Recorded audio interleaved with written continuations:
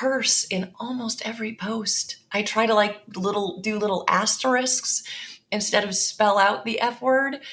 But that's because I curse like a sailor in person. Like, it would be weird if I didn't do that in my written content. And so it's all about thinking through, like, how are you in real life when you are really being you? And how do you bring that energy and that style to your content and to your online brand? Hi, I'm Bob Mathers, and welcome to The Growth Mixtape, a podcast where I talk to the most interesting people you might not have come across yet. I find that these conversations give me new insights and perspectives about topics I didn't know existed. These conversations might not seem to have a lot in common at first. Just like songs and a mixtape, they create something memorable and emotional. Today we talk to Kasey Jones, who coaches business leaders on the transformative process of building a personal brand. If you're not sure what a personal brand is or why you need one, you're not alone. Kasey makes the case that by embracing your quirkiness, you'll stand out and be known for the rock star that you are. Kasey and I bonded over our love of Johnny Cash, the Beach Boys, and the music producer Rick Rubin's new book, The Creative Act. Oh, and she introduced me to something called stripperoki. Yeah, it's exactly what you think it is. Please enjoy Kasey Jones. Hi, Kasey Jones. I'm super excited for this conversation. Thanks for joining the pod and welcome. Thank you. I'm excited to be here. Thanks for having me. So you're in Portland, right? So it's early morning there. I must admit, I've got kind of some preconceived notions about life in Portland. Tell me about those. I don't want to share them yet, but what do you love about Portland? If I was going to come there, what would you do? What are you most proud of about that place? Okay, so here's what I love about Portland. And I've lived in Portland a really long time. So I've been here. I moved here to go to college 22 plus years ago and just stayed. And so I lived in Portland when Portland was basically just like one giant dive bar and it wasn't cool. When I first moved here, I remember all my parents' friends were like, Oregon, what's in Oregon? It's just trees, right? Why are you there? What I love about Portland is that we don't take a lot of things very seriously. What we do take seriously are the quality of life. So food is absolutely incredible. Amazing beer, amazing wine, amazing cocktails. There's incredible nature everywhere. We have the largest forested park within city limits anywhere in North America. Might be just the United States. I don't know. We take our sensory pleasures very seriously. This is not true anymore because lots of real estate development changed this. But for a really long time, up until just a few years ago, we had more strip clubs per capita than any other North American city. But they're not normal. It's more like you're at a cool, weird dive bar where there happens to be a naked lady dancing. So the example I always give, because it's just funny, there's a bar not that far from my house where they have stripperoki on Sundays. Now, I haven't been to this since my 20s, but literally you go and you sing karaoke while she dances to your song. It's not sexy. It's hilarious. It's absurd. It's bawdy and it's fun and it's totally different. But we're super close to incredible nature. You're about an hour and a half from the mountain, about an hour and a half from the ocean. There's parks absolutely everywhere. And it's interesting. Now I'm going to mildly offend you. Portlanders are kind of like Canadians. They're really, really nice. They're really kind, which also means they're a little passive aggressive. And they sometimes aren't going to tell you exactly how they feel. And I'm originally from the East Coast, so my very direct nature is sometimes a little off-putting for Portlanders. But it also kind of sets me apart here. It's a really great city and it's a great place to live. Yeah, I've never heard anybody that's gone there say a bad thing about it. Yeah. So the strip joint thing, I don't want to talk, I haven't been to a strip joint in 25 years or something. And I'm perfectly fine with my strip joint days being behind me. But those sorts of weird, quirky things where you could go on, you've got sort of your own private dancer dancing beside you while you're singing Billy Joel or something, that would be something that I would be like, okay, I got to check this out. It's just funny and it's weird. There's also, it actually closed during COVID, or I shouldn't say closed, it moved locations, but the oldest strip club in Portland, Mary's, was I mean, it had been in business for 80 years or something like that. And Yeah. I'm not exaggerating. The way that the dancer would get music to play is she had a big jukebox on the stage. And so she'd have to like look through and like put a quarter in. I mean, it was like so weird and quirky and not what you think of. It's like more, I don't know, it feels like it's out of a movie, not, I don't know. It's a Yeah. very different kind of energy. Yeah. Well, I love that. So you and I crossed paths, I don't know, 3 months ago, six months Yeah. or so ago. And it's really interesting. So you do personal branding, and I must admit, I didn't know this was a thing until I found you and started following you, and we struck up a conversation. But it's one of those things that I had, been in business for a while, built up a pretty Yeah. successful business, was happy. Never occurred to me that I needed to focus on personal branding. And now that I've seen it and I understand it a little bit more, I can't unsee it. Like I can't imagine my business without it. But I'd love to hear Yeah. what personal branding is to you and how you found yourself in the middle of it. It's interesting. So I've had my own business now for a little over 6 years. And most of my career has been spent working with early stage tech startups, B2B SaaS. I wound up doing a fair amount of work with B2B service based businesses.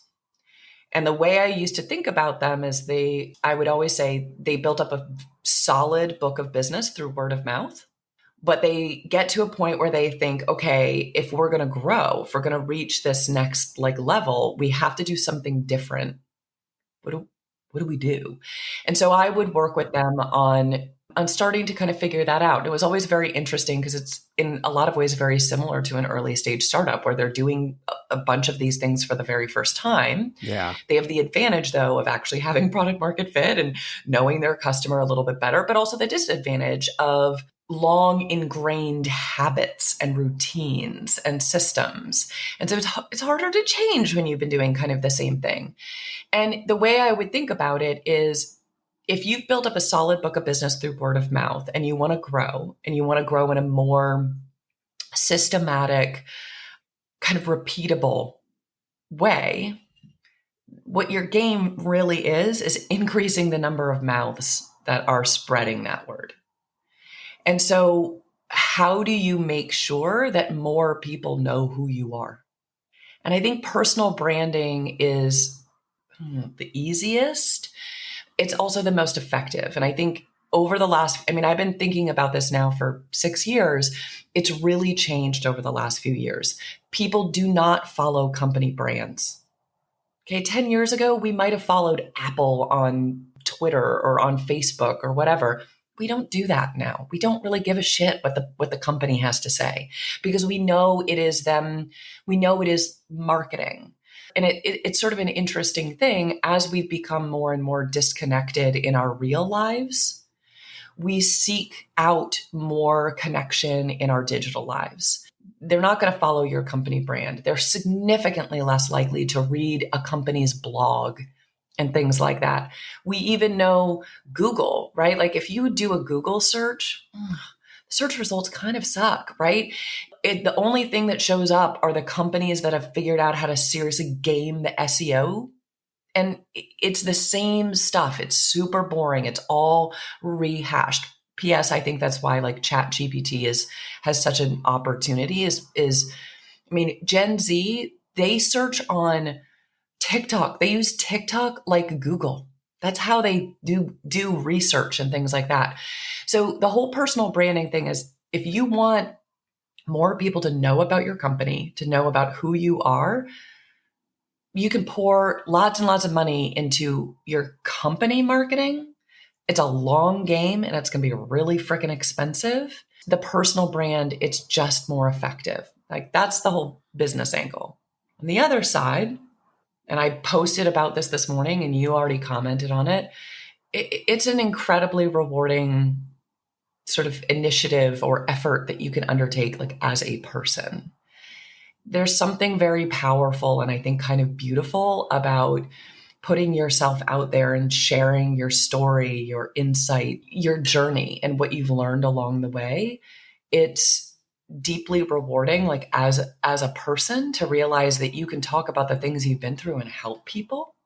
And you also connect with incredible people along the way. Like some of my dearest friends in the world, some of whom I've never met in person, are people that I met on social media. Like I started a business with someone who we just, we became Twitter friends and got pissed off at the same thing. And so we got on a call and like, and so there's also something really just incredible about our ability, again, to connect as individuals while also growing our business and doing all these other things.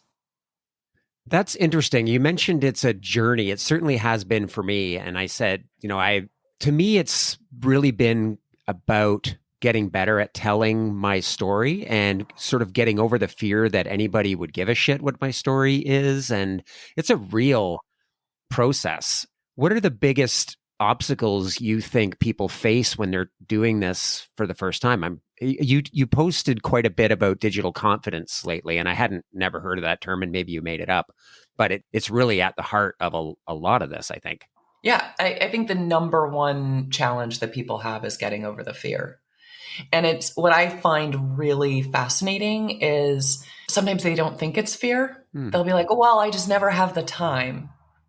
Okay, well, I'm talking to like CEOs and founders. And I'm like, you've done a million really, really hard, impressive things. I know well enough to know that when you want something, you make the time. It's not about, finding the time. And I tend to work with what I lovingly refer to as more seasoned entrepreneurs. Like I don't work with 20-year-olds, right? Like I think there's plenty of content out there.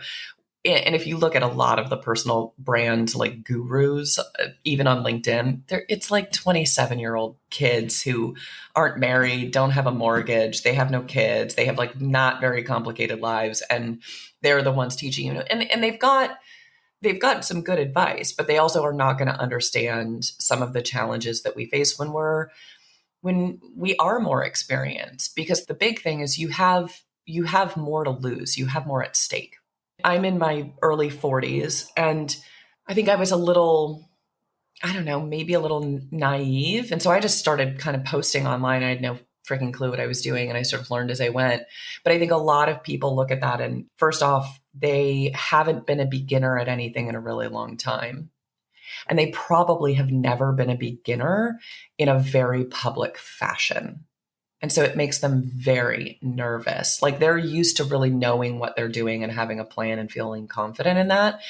And this is one of those things where it's going to be uncomfortable. You're going to have to learn.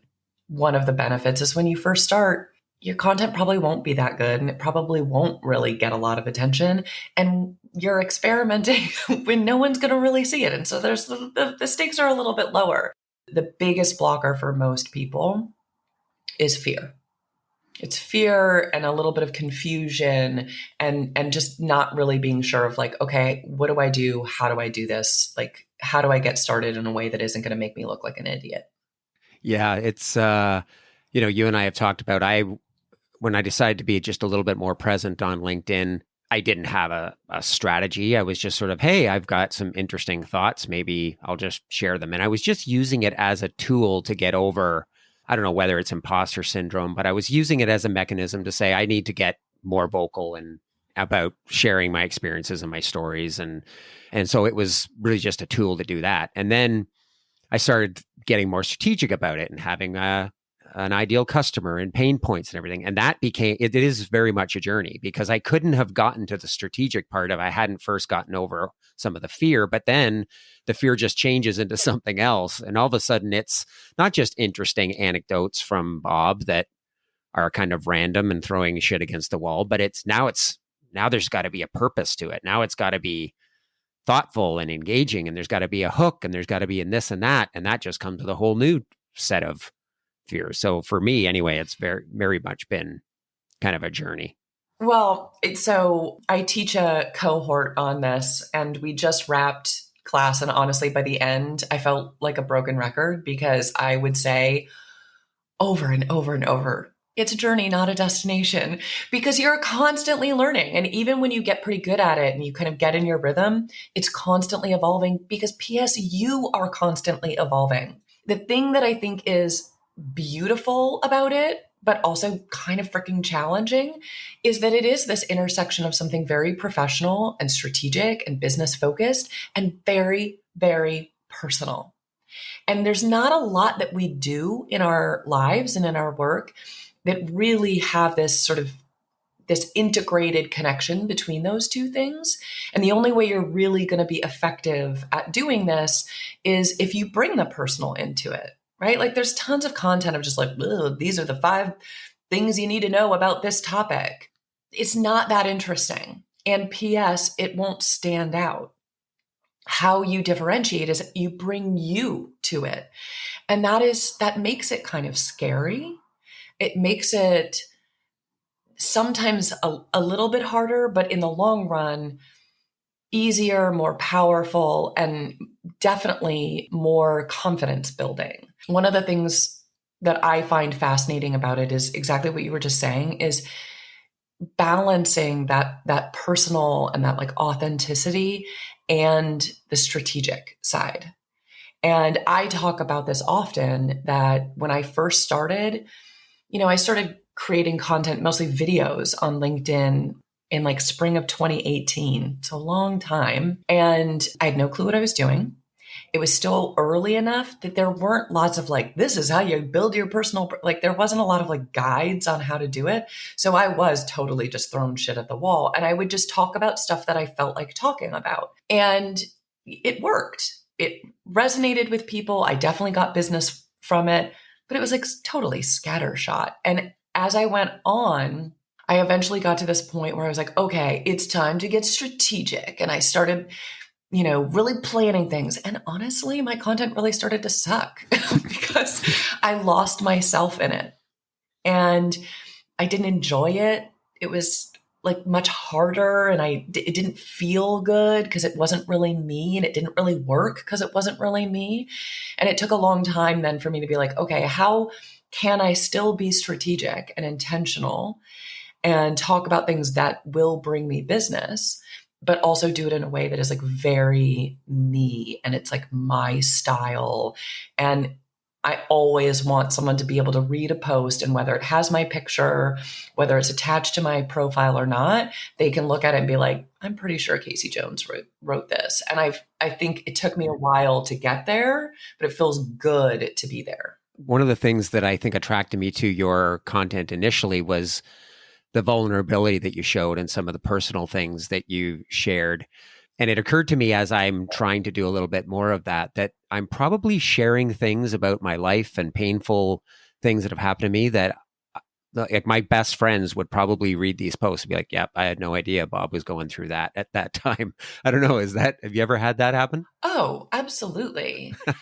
Although I will say what's also really interesting, all of like my really close friends in real life, like my 2 best girlfriends, she still has a Facebook account only so that she can look up people's birthdays when she forgets. She is never on there. She has a LinkedIn, but it's only so that she looks legit in her job, but like never on there. And my other friend, like on a regular basis, she'll be like, wait, how do I upload a picture to Instagram again? I want to show this picture of my kid. Like my friends, they do not do this at all. So it's also really funny where it's, my friends online are my online friends. They're not my real life friends. And so it's sort of a weird thing. I talk about things I've been through and personal things in a way that, like the post that I did recently about my kind of burnout in my job. I don't think my friends remember that. They like, if I brought it up, they'd be like, oh, I kind of remember when you had vertigo for 2 weeks. Sort of. They have no clue like what that was really about and so I think that's the other thing that I find really interesting about it is in some ways, like I find it easier to share those things online than I do in person. You wind up sort of finding your kind of tribe around those things. People that have been through similar things or think about things in a similar way. How else do we meet, sort of professional people? We go to like a networking event. you don't talk about anything real at a networking event, right? You're like chit-chatting over canapes and like it's super surface level. And so I think there's something kind of amazing about us having opportunities to talk about very real, meaningful, deep subjects with strangers. I don't know. I think it's kind of, I don't know, it's sort of magical. Well, yeah, and the one the time you and I have talked about this a little bit. I realized the power of it because you're very kind of vulnerable and authentic in a lot of your posts. And so I started following you, and then I said, you know what, it's time. I wanted to connect with Kasey, and it's the first time I really thought about it in terms of when we got on the phone. It felt to me like not only did I already kind of know you, but it was the continuation of a conversation we were having, even though it was the first time we spoke. I think that's the coolest part. And that wouldn't happen with everybody. It's, this idea of your 1,000 true fans. You don't need millions of followers. You just need fans that you really connect with. And the only way, or at least I think the only way that I know how to do it, is to be incredibly kind of vulnerable and authentic. And you'll find each other. Life is just easier when you find your people and you work with those people. Everything is just so much easier and so much more fun. Yeah, exactly. And I want to be clear. So one of the questions I get often is people will say, it really scares me to share something, vulnerable. Like I don't know that I will ever be able to do that. And I'll always ask, okay, in your real life, okay, if you're working with clients or, would you share vulnerable things with them kind of in person or on a call? And they're like, oh no, I wouldn't. And I'm like, well, then it wouldn't be authentic for you to do it online. But I do that in person. Like that's kind of how I am. And especially as a coach, I think a lot about like what makes me me in the work that I do is that I have basically made every mistake that a person can make in life and in business. And I have worked very, very hard to learn from those. And so I bring those stories and those experiences to my work in one-on-one conversations, in coaching conversations. Like that's who I am. And so me doing it in public is me being authentically me. If you are someone who it would never do that, then you don't do that online because that would be weird for you. It's not authentic. And so it's really about finding like, and I always encourage people to do this. Think about when you are sort of peak you in real life, like what are the things that you do? How do you show up? I mean, you'll also notice I curse in almost every post. I try to like do little asterisks instead of spell out the F word. But that's because I curse like a sailor in person. Like it would be weird if I didn't do that in my written content, right? And so it's all about thinking through like, how are you in real life when you are really being you? And how do you bring that energy and that style to your content and to your online brand? Yeah, that's amazing, Kasey. And so that leads me into something I wanted to talk to you about. You and I have talked briefly about Rick Rubin.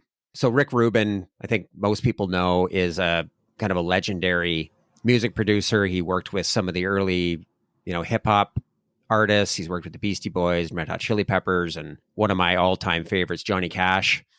And he's written a new book called The Creative Act. Now, I haven't read the book, but I've been kind of binging because he's on a tour promoting this. I think he's doing the rounds on podcasts and stuff, and so I listened to it. Anyway, I'm curious because I've got some things that I've taken away from it. But what have you? We've kind of talked about our shared love of Rick Rubin. What have you enjoyed most about it? Okay, so I just finished The Creative Act by Rick Rubin. And I obviously I love a lot of his work. One of my absolute favorites is the work that he did with Johnny Cash. Like those series of albums are like life-changing to me. But this book I really loved. And it's as my sort of journey, like kind of personal brand and content creation journey has evolved, I've been thinking a lot more about the creative side of it, the artistry. And I just watched an interview, and I didn't watch the whole thing. I just watched a clip of him being interviewed by Lewis Howes. And Lewis Howes asks him something like, does it bother you when someone doesn't like your work? And he's like, no, I don't care. I don't make it for them. It's like, I make it for me. And he said, if you are making art with the sole purpose of pleasing others, he said, that's not art, that's commerce. He said, if you look at Hollywood and most of what is coming out of Hollywood now, they are focused on trying to make money off of it, trying to please a large audience. And so it's not artistic. It's not terribly interesting. It's not terribly good. And it doesn't work. And he speaks a bunch in The Creative Act about how you've got to make it for you. And, we were talking about how do you balance the personal and the strategic in kind of your personal brand. And I think it really is important. Like, yes, you want to do it because you want to grow your business and you want to achieve these certain outcomes. But like I said before, when I was doing it solely for that and I lost myself in the process, it sucked. It wasn't fun to write. It wasn't fun to create. It didn't really work. People didn't really like it. I had lost myself in that process. And so I think there's something really powerful about, if you do this kind of personal brand work, how do you bring the truly creative, the artistic to it so that you create something that you love, that it feels like you create something for you. And in the process, you find other people who enjoy it, learn from it, are inspired by it, all the rest. But there has to be that sort of kernel of like deep-seated truth, like at the base of all of it, that guides all of it. Yeah, so that's interesting, Kasey. That's the thing that really stuck with me about the Ruben stuff too. And he was talking about your audience is the last thing you should be thinking about, which is contrary to everything that I coach my clients on. And, what is your audience? Who's your ideal customer? What is their pain points? What's the value provide? All that stuff. And I think what Ruben was saying is that if you create content for you, that is actually the best way to serve your audience because it will be true and it will be authentic. It will connect with the people you need to connect to. But it's an interesting thing I'm trying to reconcile with. What do you take away from that? I'm in a similar boat. I think about this not just from a content perspective, but even just a business perspective. It's funny, now this conversation is going to make me finish this post. I've had a draft of a post for probably like a month or two, not just about creating content, but also like about how you create your business. And I actually think that you can be too customer centric. This is less true if you have like a SaaS company and you're like building this whole thing. But I think about when I first started my business, what I was really doing, I was kind of doing like freelance marketing strategy. And then I started having clients saying, oh, well, we really love the strategy. Can you help us with execution? And I was like, oh, like, okay, sure. And so I built an agency. And the longer I went on, I was very much like listening to what customers wanted and needed. And I was building a business around it. But I wound up building a business that I hated. Like I hated it. Running an agency, the way you are successful at an agency is you want clients for a long time. And the only way you get clients for a long time is if you are executing the details. I hate the details and I kind of suck at them. And so I built a whole business around doing things I didn't enjoy. And it didn't play to my strengths. And like, yeah, it was customer centric. It was smart business decision, but it wasn't right for me. And I had a conversation with like a young guy yesterday, a mentorship conversation where I was like, look, you can make millions of dollars doing like damn near anything. I mean, if there's anything that the internet has shown us, it's like people have crazy successful businesses selling the weirdest selection of things. And it's really freaking cool. So you got to find what you want. Like, what do you want? Like, what calls to you? And I think one of the downsides of the like proliferation of free business advice is that we look at all of it and the purveyors of it talk about their sort of maxims or their guidelines or their rules as though they are universal truths. And they're not. They're right for some people, some businesses, in some contexts. And they very rarely give you any advice on how to figure out if it's right for you and for what you want and what you're trying to do in the audience you're trying to serve. And so it can be very easy for us to go like full steam ahead in a direction that it takes us a while to figure out like, this sucks. I don't like this. I don't want to do this. And again, like everything I've said about sort of the transformative aspect of kind of personal branding, I believe the same thing about entrepreneurship. It takes time and work and effort and lots of self-reflection to figure out like, is this what I want? This is the kind of business that like makes me happy, that helps me have the life that I want to have and become the person I want to become. And like, if it isn't, okay, then what do I do? And how do I figure that out? And I don't know. I don't think we talk about this in business very much. We talk always about like the customer and that, yeah, you gotta be customer centric. But if you're building something that isn't right for you, it won't work. It won't work in the long run, or it'll just make you really freaking miserable. Yeah. Well, a couple of things about that, Kasey, for sure. And I don't think anybody gets that right the first time, right? Because you kind of have to go through that, right? No, Where it's like, I care about my customers. I want to help we learn them. it the Yeah, hard way. for sure. Yeah. Well, Yeah. yeah. The mistakes is what makes us kind of powerful. All this expertise out there and this feeling that it creates, like everybody has the answers but me. The answers aren't out there. And when I talk to people, I'm like, yeah, I've made lots of mistakes. Some of the things I've done have worked, and many of the things I've tried haven't.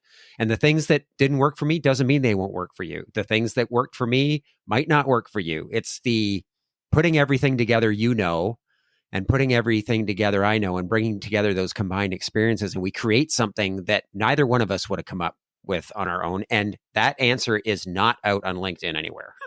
Right.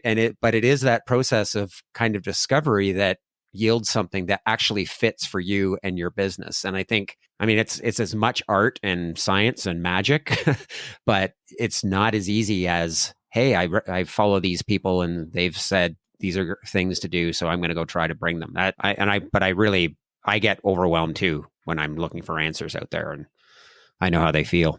The other part of this is when a new strategy or a new approach becomes like the hot new thing, guess what? Everyone's freaking doing it. And so you won't stand out. Like you won't be unique in doing it. And so this is something I think about on the personal brand side. There's lots of, digital products you can create or you can buy they'll give you templates for posts that you should create. Okay, so you use a template.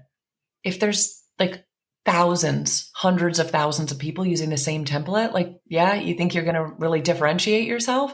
And the same is true with business styles. Like everyone's losing their mind over Alex Hormozy right now and his approach. I can't even tell you how many DMs, it's worse on Twitter than on LinkedIn, how many DMs I get from these like 24-year-old, it's always dudes who clearly have no real experience, and they're sending you these templated emails. And I know it's the exact format that Alex Hormozy teaches in his book, and it all sounds the exact same, and it's just cringe inducing. Not only is it probably not the right path for you, it's not going to work because literally everyone is doing it, and we are successful when we stand out, not when we blend in. Yeah, man. Yeah, that really hits home for me. I know what you're saying. So you write really well on LinkedIn. And what I thought might be fun to do is if I told you some of your hooks, I went through some of your posts and I picked out a hook. Would you know what that post was about and what your kind of key message was? Probably. Okay. Here's a few that I really liked. You must learn to love the suck. So that one is basically all about how growth is really freaking painful and it's hard and it's uncomfortable. And if you want to like evolve in life and in business, you've got to learn to love the fact that it's going to be kind of a miserable process some of the time. Yeah, I love it. What about this one? I hate to break it to you, but your business is not unique. Well, I talk about this all the time, especially if you're in a service-based business. I don't care what you do, who you do it for. There's like thousands, probably tens of thousands of people that do basically the exact same thing. And so thinking that the results you deliver or the way you deliver them differentiates you, total BS. What differentiates you is you, and it's the experience you create, it's how you make your customers feel. And if you can get really clear on that and really intentional about that, and then embrace it, amplify it, that's how you stand out. That's how you differentiate. That's interesting. I mean, I felt that not only in the work that I'm doing on LinkedIn with my business, but for example, even this podcast, I was like, how many podcasts are there? Like a million? Like what? Like you could just get crippled with, well, what am I going to say that nobody else has ever heard? Nothing. Nothing. You know what? Yeah, it's No. just maybe you can provide a unique perspective or just have interesting conversations. And if anybody else cares, then they'll come and join you there. So, and here's the thing. This is the other reason why I'm going down this process of like consuming more content around the creative process. I'm reading the book Steal Like an Artist, and there is literally nothing unique to be said anymore. Like there just isn't. And so you can just kind of give that up. Everything is derivative. That's fine. What is unique though is there's no one on this planet, alive or dead, who has your weird like blend of personality, background, experiences, skills, passions, like hard shit you've overcome, all these other things. That is what makes you, your business, everything else unique. And like, I think there's something kind of amazing about that. So it's like, you don't have to worry about saying anything unique. You won't. It's impossible. So instead, it's just kind of being you and being like your own kind of quirky self. And it's funny. I feel like this is sort of the perfect like callback. That's why I love Portland. It's all about embracing your weird, quirky self. And I think we all need a little more of that in life. Yeah, it just occurred to me I don't know why I didn't think of it this way as I was listening to you say that, that 99% of all songs that have ever been written have been written on the same five chords, Oh yeah. right? And yet you can still hear a song that's using the same five chords that Tom Petty used or the Stones used or who Oh yeah. everybody has used, and it will sound unique. The message in the song, it's a love song or it's a country song about losing your dog or whatever. Like, but there's something about it that's unique. The whole thing of it, the melodies, the chorus, the words, the music, it all sounds fresh because it's deeply personal or something like that, right? It's how it all comes together. So you'll appreciate this. I don't know if you've watched it, but like, and I don't know if they made public what he did in the courtroom, but I know I've seen multiple interviews where Ed Sheeran basically talks through what his defense was when Marvin Gaye's like family Mm. sued him for stealing or copying, and I don't even remember which Marvin Gaye song it was. And what he does, and it's amazing to watch him do it, is he'll be like these three chords, because their whole argument was it's based on these three chords. And he's sitting there with his guitar, and in 5 minutes he plays the sort of the chorus, the like main melody of like 20 different wildly different pop songs using the exact same chord progression. And you immediately are like, yeah, that's a faulty argument, because Marvin Gaye's family could literally sue anyone. Like any songwriter, any creator, because it's like the most commonly used combination. And it's really cool to watch him do it and watch how fast he can go through all of these. I said he did 20. I think it's more than 20. It's really, really interesting. Yeah, that guy is insanely talented for sure. Okay, this has been so good. You mentioned a book and Rick Rubin. What else are you binging on these days as we kind of wrap things up here? Ooh, um, interesting. Well, I'm a super book nerd, so I'm like always reading. And I read a really wide range of things. Like I said, I'm going through, and actually I'm forgetting his name. I bought all three of his books. Steal Like an Artist, Show Your Work, and Keep Going by Austin Kleon. I'm in the middle of Steal Like an Artist, which I think is phenomenal. And you'll appreciate this. I've shared this with my husband this morning. One of the things he talks about at the very beginning is he talks about how, and I'm forgetting which Beatles album it is, but when Brian Wilson of the Beach Boys listened to this Beatles album, he thought, oh my God, this is like a life-changing piece of music. This is so incredible. I'll never be able to create something as amazing as this. And he sat down and immediately started writing God Only Knows, which, by the way, I think is most beautiful song ever. Yep. Most beautiful song. My husband and I eloped, so we didn't have a first dance, but we have always been like, if we had a first dance, it would have been to that song. It's just heartbreaking. So then John and Paul of the Beatles heard Pet Sounds and heard that song, and they said to each other, oh my God, this album is absolutely life-changing. We will never create something as beautiful as this. And they immediately sat down and started working on Sgt. Pepper. And so it's like there's this amazing kind of full circle thing about being inspired by others, stealing their inspiration or stealing their kind of approach to things and making it our own. And I think there's something, I don't know, I feel like I'm calling lots of things beautiful this morning, but I think there's something really beautiful about that circle, that process of creation and recreation. Yeah.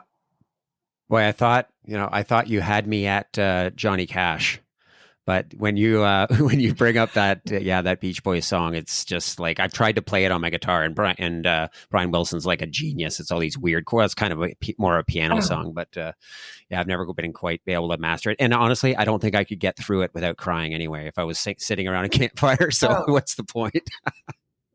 Yeah, no, it's such an incredibly heartbreaking song. When I need to feel something, that song is one of probably 3 or 4 that I will play. Yeah. This has been awesome, Kasey. For people that like what they've heard today, where can they go to find you and learn more about you? Well, we talked about it. So come find me on LinkedIn.